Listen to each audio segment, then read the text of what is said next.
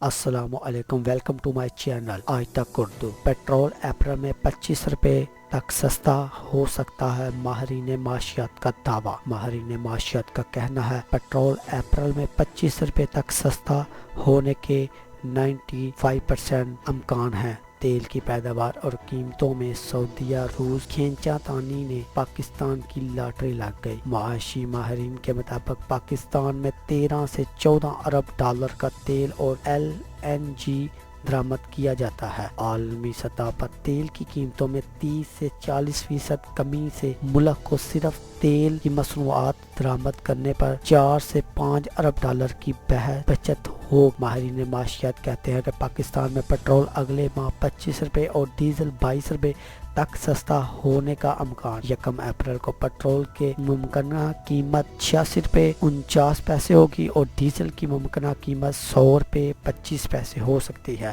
عالمی مارکیٹ میں تیل کی قیمتوں میں کمی کی بازگشت قومی اسمبلی میں سنائی دی۔ نون لیگ خرم دستگیر نے قیمتوں میں کمی کا مطالبہ کیا تو عمر ایوب نے کہا عوام کو مناسب ریلیف دیا جا رہا ہے۔ دنیا میں تیل کی قیمتوں میں گرنے پر عوام نے حکومت سے مناسب ریلیف فراہم کرنے کا مطالبہ کیا ہے۔